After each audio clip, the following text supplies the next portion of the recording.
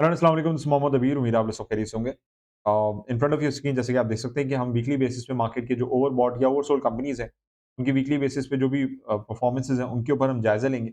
और जायज़ा लेने के बाद ये कि हम डिस्कस करेंगे कि कौन-कौन सी कंपनीज़ ऐसी हैं जिन्होंने वीकली बेसिस पे काफ़ी अच्छा परफॉर्म किया है और क्या वीकली रिटर्न वो देते हुए हमें नज़र आ रहे हैं। सो दैट बीइंग सेड, सबसे पहले हम ऑब्वियसली इंडेक्स की बात कर लें, क्योंकि इंडेक्स की बात करना इसलिए ज़रूरी है कि हम इंडेक्स के अंदर जो भी इंडेक्स हम बेसिकली देख रहे हैं, हम केसी 100 इंडेक्स की बात कर रहे हैं, केएमआई ऑल शेयर की बात कर रहे हैं, जिसमें हमारे पास तमाम शेयर कंबाइंड कंपनीज़ हैं।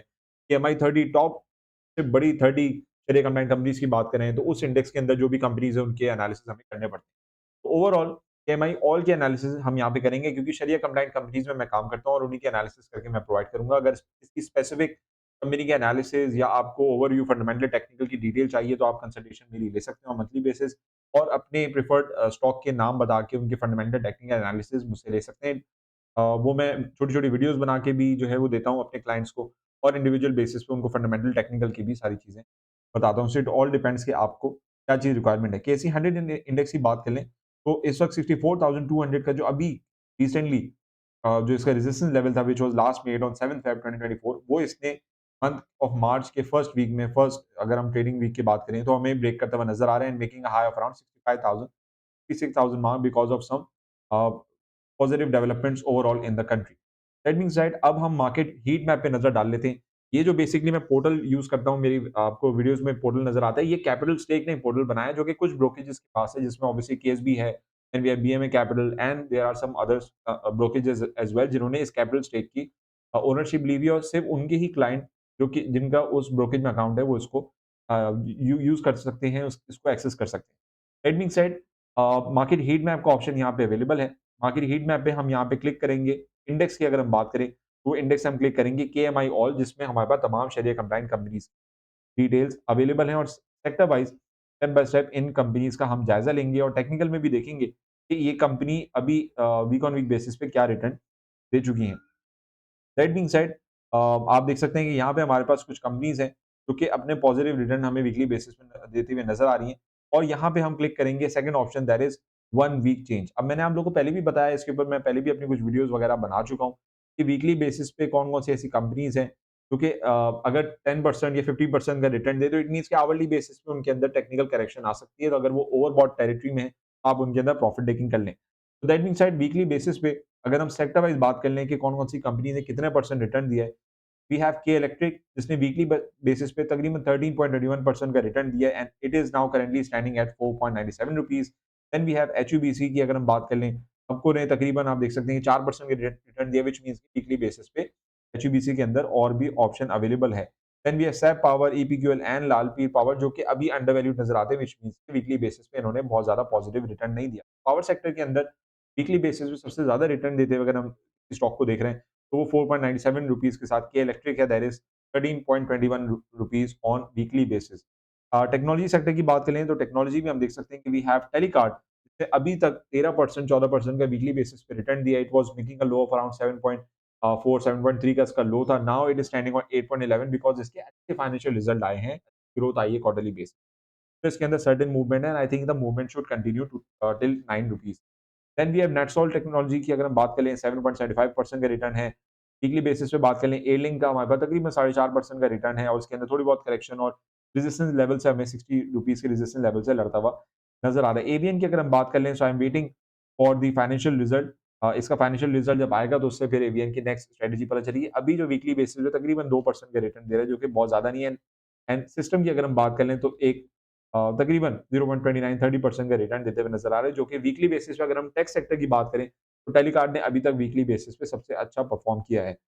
Food and personal care product की बात करें, सो वी हैव यूनिटी ने तकरीबन 17% का वीकली बेसिस पे रिटर्न हमें देता नज़र आ रहा है। वीकली बेसिस पे इट वाज़ वैल्यूड अराउंड 21.50 21.60, वहाँ से इसके अंदर पॉजिटिव मूवमेंट डेवलप हुई है और कंसिडरिंग कि फूड सेक्टर के अंदर थोड़ी-सी डेवलपमेंट ज़्यादा पॉजिटिव रहेगी, क्योंकि अभी हमारे ग्लोबली जो है, तो हम देख सकते हैं कि हमारा रमज़ान का जो महीना आ रहा है, बाबरकत महीना, उसमें food and personal care product की जो डिमांड है, वो थोड़ी बढ़ जाती है। बहुत सारे प्रोडक्ट्स ऐसे हैं जो ओवरऑल यूज़ नहीं होते, लेकिन फिर रमज़ान में उनके प्रोडक्ट की जो नीड बढ़ जाती है।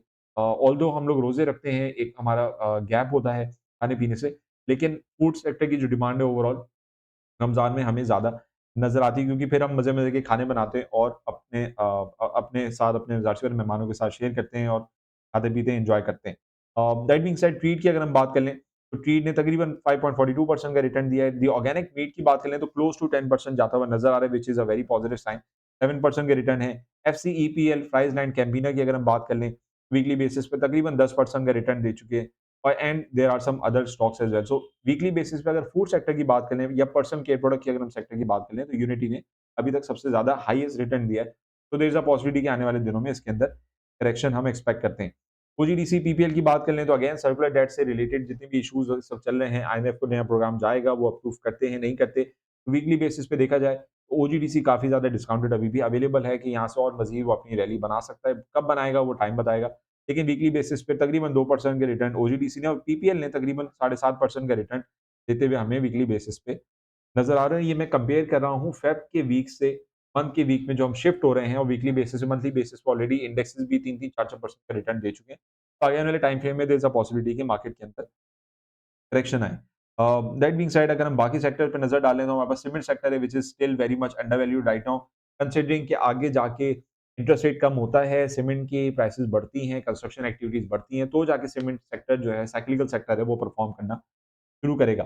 रिफाइनरी की बात करें अगेन सर्कुलर डेट से रिलेटेड बात की जा रही है, तो सर्कुलर डेट हमारे पास 2 सबसे बड़े डेट हैं जिस पावर सेक्टर का डेट है और गैस सेक्टर का डेट है जिसकी अगर हम बात करें इनकी इंडस्ट्री की, तो रिफाइनरी जो है सेक्टर बाहर से जो ऑयल आता है, सबसे पहला उसका काम है कि रिफाइन करके उन सेक्टर्स के गैस सेक्टर हो गया, पावर सेक्टर हो गया, उनकी ऑटोमोबाइल सेक्टर हो गया, एक्स-वाई-ज़ेड केमिकल सेक्टर हो गए, उनकी रिक्वायरमेंट के हिसाब से उस ऑयल के अंदर से जो भी प्रोडक्ट उनको रिफाइन करके देना है या रॉ मटीरियल रिफाइन करके उनको देना है, वो बना के रिफाइनर्स देते हैं और रिफाइनर्स का भी जो कर्जा है, जो पेंडिंग ड्यूज़ है, वो इन सेक्टर से आना बाकी है। इसी वजह से हम देख सकते हैं कि सिनर्जी, पाकिस्तान रिफाइनरी, अटक रिफाइनरी या नेशनल रिफाइनरी हमें वीकली बेसिस पे अच्छा रिटर्न देते हुए नज़र आ रहे हैं। सिनर्जी को अपने पॉजिटिव अर्निंग्स की वजह से there is a possibility of private marketer होने की वजह से अभी एक्सपेंशन भी है कि यहाँ से मज़ीद अपनी प्राइस इंक्रीज़ कर सकता है। टेक्निकल बेसिस पे मैं चाहता हूँ कि ये प्राइस इंक्रीज़ भी करे। बहुत सारे मेरे जानने वाले हैं जिनके सिनर्जी के अंदर लॉन्ग टर्म होल्डिंग्स हैं और वो अंडर वैल्यूड हुए हुए हैं इस वक़्त। पाकिस्तान रिफाइनरी की बात करें, वीकली बेसिस पे अच्छा रिटर्न देने के बाद अपने आप को थोड़ा-सा करेक्ट करते हुए, अटक रिफाइनरी तकरीबन 12% 13% का वीकली बेसिस पे रिटर्न दे रहे हैं, जो कि एक इंडिकेशन है इंडेक्स को नीचे लाने में अटक रिफाइनरी और इसी तरह बड़े मार्केट कैप स्टॉक्स हैं, उनका रोल ज़रूर होगा। नेशनल रिफाइनरी की ऑल्दो हाउएवर बात कर लूँ तो क्वार्टरली रिज़ल्ट अच्छा नहीं आया, लेकिन आई सी के टेक्निकल रीज़न्स पे इसको थोड़ा-सा रिबाउंड अपने आप को वीकली बेसिस पे करना चाहिए। फर्टिलाइज़र सेक्टर की बात कर लें, सबसे ज़्यादा हाईएस्ट रिटर्न वीकली बेसिस पे देने वाला जो स्टॉक है वो एंग्रो है हमारे पास तकरीबन 13% का रिटर्न है, ईफड तकरीबन 10% का रिटर्न देते हुए नज़र आ रहा है।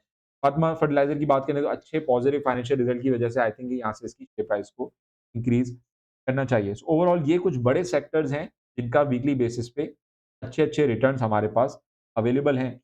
मीज़ान बैंक की बात करें बैंकिंग सेक्टर में, तो तकरीबन 6% 7% का रिटर्न है और बैंकिंग सेक्टर के अंदर थोड़ा-सा इस वक़्त प्रॉफिट टेकिंग नज़र आएगी बिकॉज़ बड़े मार्केट कैप कंपनीज़ के अंदर प्रॉफिट टेकिंग होगी, जो छोटे मार्केट कैप स्टॉक्स हैं उनके अंदर पॉजिटिव मोमेंटम डेवलप होगा। Cable and electrical electrical goods में बात करें तो वेव्स हमारे पास हो गए, पाक इलेक्ट्रॉन हो गए, अमूमन मार्केट के करेक्शन के अगेंस्ट पॉजिटिव ट्रेड करते हैं। तो देयर इज़ अ पॉसिबिलिटी कि इनके अंदर वॉल्यूम इंक्रीज़ हमें over the period weekly basis पे नज़र आई, डिस्काउंटेड अवेलेबल हैं सेक्टर वीकली बेसिस पे।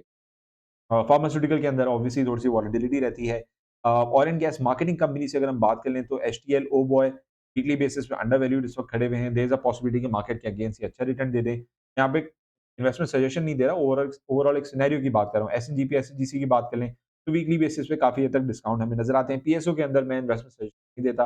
मैं एसएसजीसी, एसएनजीपी के अंदर बहुत ज़्यादा देता हूँ बिकॉज़ ये सेक्टर जो है वॉलेटिलिटी का शिकार जो है रहते हैं। दैट बीइंग सेड बाकी कुछ छोटे-मोटे सेक्टर्स हैं, ऑटोमोबाइल सेक्टर की बात कर लें, तो साज़गार का अभी तक का हाईएस्ट रिटर्न है अपनी अपनी करंट जो इस वक़्त मार्केट में उसकी वैल्यूएशन है, तो आई थिंक कि साज़गार के अंदर अगर आप लोग की इन्वेस्टमेंट है, तो वहाँ पे प्रॉफिट टेकिंग करें बिकॉज़ आई थिंक कि इसको अपने आप को करेक्ट करना चाहिए। क्लोज़ टू ₹300 दोबारा इसको करेक्शन के लिए आना चाहिए। मिलर ट्रैक्टर की बात करें, 10% का रिटर्न है अगेन पे आउट की वजह से इसके अंदर सिग्निफिकेंट राइज़ है। अगर किसी ने ट्रेड लिया हो ₹600 बिलो, मैं समझता हूँ कि यहाँ पे प्रॉफिट टेकिंग करें, लेकिन ओवरऑल वैसे देखा जाए तो लॉन्ग टर्म के लिए अगर इंटरेस्ट रेट नीचे को आता है, तो एक अच्छा स्टॉक है जो कि होल्ड किया जा सकता है। कैश कार की बात करें अगेन होंडा के लिए सबसे बेहतरीन बात ये होगी कि उसकी इंडस्ट्रियल प्रोडक्शन जो है वो रिज़्यूम हो और मंथली बेसिस पे अच्छा डेटा आना शुरू हो जिसकी वजह से इंटरेस्ट रेट के नीचे गिरे।